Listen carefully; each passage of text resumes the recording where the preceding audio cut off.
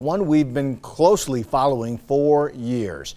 You may remember the two Treasure Valley friends who made the 500-mile trek from France to Spain as part of the Camino pilgrimage. Now they're doing it again, at least part of it.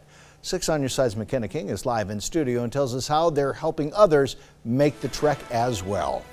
It was a trek Justin Skizik dreamed of making, but he's bound to a wheelchair and he couldn't do it alone. So his lifelong best friend stepped in and offered to push him. That selfless act has inspired many others, and in just 2 weeks, they're headed back to help others with disabilities make the trek.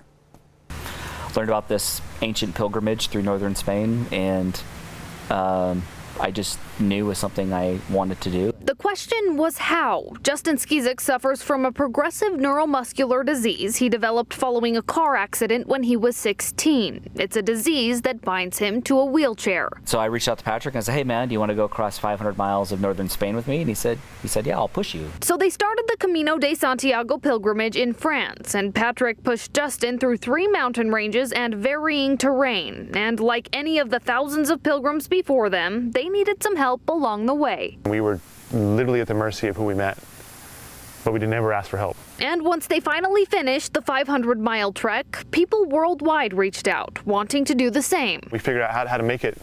I mean, it's still going to be a hard journey, but how to remove a lot of the barriers for individuals that deal with limited mobility. So Patrick and Justin are headed back to Spain in just a couple of weeks to make the last 72 miles of the journey. That's the minimum distance you have to walk, or roll in the case, to get your Compostela, which is your certificate of completion. And they're doing it with 47 other people, 11 of whom have a disability. We have individuals who are like C4, C5 fractures, so they're actual quadriplegics. We've got paraplegics from injuries from one gal was a firefighter, one gal was a snowboarder, and just freak accidents.